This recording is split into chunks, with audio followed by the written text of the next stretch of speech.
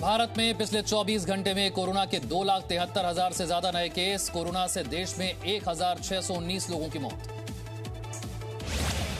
भारत में अब तक कोरोना पॉजिटिव मामलों की संख्या बढ़कर 1,50,61,919, 1,78,769 लोगों की मौत। देश में अभी कोरोना के सक्रिय मामलों की संख्या 19,29,329। डिस्चार्ज हुए मरीजों की संख्या 1,29,00,000 के पार। प्रधानमंत्री मोदी ने हालात की समीक्षा पर बुलाई अहम बैठक, हो सकता है बड़ा फैसला। दिल्ली में 6 दिन के लिए लॉकडाउन। आज रात 10 बजे से अगले सोमवार तक रहेगा लॉकडाउन।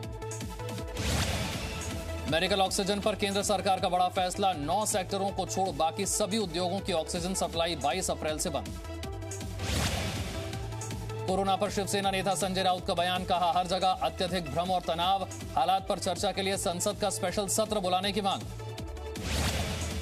दिल्ली में रेमडेसिविर इंजेक्शन पर केजरीवाल सरकार का बड़ा फैसला। सरकार खरीद और सप्लाई चेन का हिसाब रखेगी। रेमडेसिविर इंजेक्शन और ऑक्सीजन पर कंट्रोल रूम बनेगा। यूपी में ऑक्सीजन प्लांट की सुरक्षा बढ़ाई गई। पुलिस ने ऑक्सीजन सप्लाई करने वाली एजेंसियों की सुरक्षा भी बढ़ाई।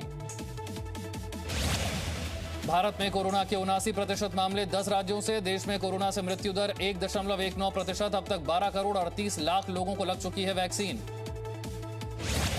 दिल्ली के उप मुख्यमंत्री मनीष सिसोदिया बोले, गुजरात से यूपी तक मौत पर डेटा मैनेजमेंट कर रही हैं सरकारें। कोरोना पर महाराष्ट्र सरकार का एक और फैसला। बाहर से आने वालों को 48 घंटे में दिखानी होगी कोरोना नेगेटिव रिपोर्ट। महाराष्ट्र में कोरोना संक्रमण की तेज रफ्तार लगातार जारी। पिछले 24 घंटे में कोरोना के रिकॉर्ड 68,631 केस, 503 मरीजों की मौत। मुंबई में कोरोना संक्रमण की बढ़ती रफ्तार। पिछले 24 घंटे में 8,479 नए केस, कोरोना से 53 मरीजों की मौत। मुंबई में कोरोना कर्फ्यू के बीच यातायात के लिए पुलिस ने बनाए नियम। वाहनों के लिए तय किए स्टिकर्स। डॉक्टर्स, नर्स और एम्बुलेंस के लाल स्टिकर। मुंबई के Lokmanya Tilak terminus railway station पर कामगारों और मजदूरों की भारी भीड़। यूपी में कोरोना की बेकाबू रफ्तार। बीते 24 घंटे में मिले रिकॉर्ड 30,596 मरीज, 129 लोगों की मौत। यूपी में कोरोना के बढ़ते मामलों को लेकर आज इलाहाबाद हाईकोर्ट में सुनवाई। पुलिस ने राज्य भर में ऑक्सीजन प्लांट की सुरक्षा बढ़ाने के निर्देश दिए। नोएडा में कोरोना संक्रमण का बढ़ता दायरा। कोरोना टेस्ट में हर 7वां नागरिक संक्रमण का शिकार। जिले में TTT फॉर्मूला लागू।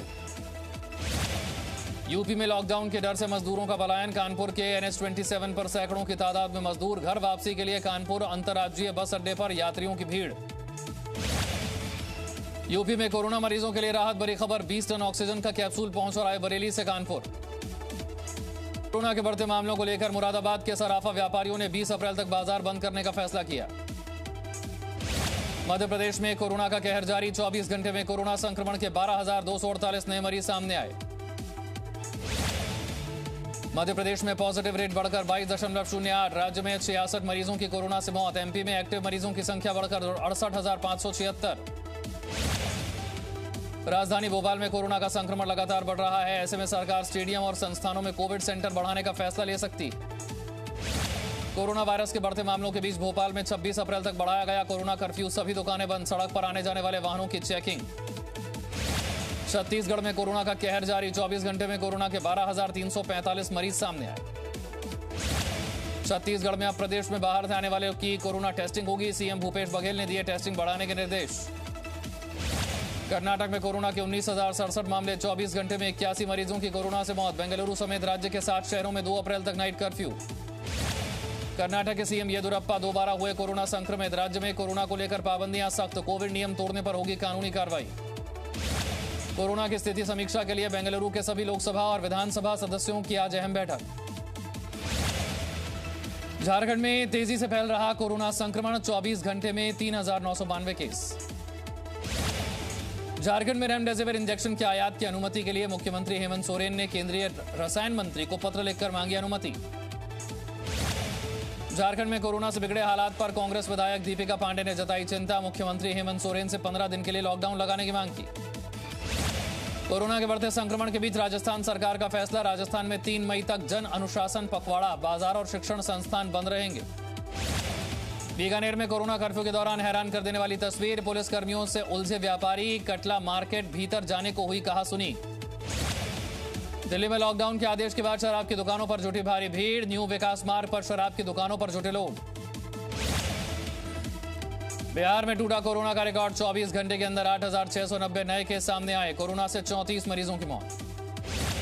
बिहार में नहीं लगेगा लॉकडाउन। 15 मई तक सभी शैक्षणिक संस्थान, सिनेमा हॉल, स्टेडियम, स्पा, उद्यान सभी बंद रहेंगे।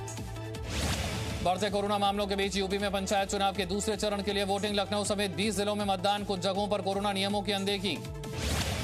कोरोना के बढ़ते संकट को देखते हुए बंगाल में प्रधानमंत्री मोदी की रैलियों के स्वरूप पर होगा बदलाव। अब प्रधानमंत्री के भाषण को सुनने के लिए बड़े बड़े स्क्रीन लगाए जाएंगे। बंगाल की सीएम ममता बनर्जी का बड़ा ऐलान। अब कोलकाता में नहीं करेंगे चुनाव प्रचार, लेकिन 26 अप्रैल को प्रतीकात्मक तौर पर सिर्फ एक बैठक करेंगी। बाकी जिलों में अब सिर्फ 30 मिनट की रैली करेंगी।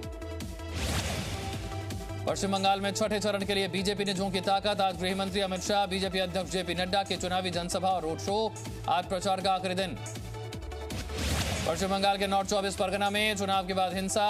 सोदपुर स्वदेशी चौक पर बीजेपी कैंप के सामने बाइक पर सवार बदमाशों ने फेंके बम। बीजेपी ने टीएमसी पर आरोप लगाया। केंद्रीय मंत्री रविशंकर प्रसाद ने ममता बनर्जी पर बोला हमला। कहा आज तक किसी सीएम ने नहीं कहा कि सिक्योरिटी फोर्सेस का घेराव करो। यह हताशा है और चुनावी हवा किधर बह रही है ये बताने की जरूरत नहीं। पटना के गोला रोड के रंजन पथ स्थित एक अपार्टमेंट में लगी भीषण आग। आग पर काबू पाने के लिए 12 दमकल की गाड़ियां मौके पर। 2 लोग आग से झुलसे, कई लोगों को फंसे होने की संभावना। Presenting B News app available on Google Play and App Store. Download it now.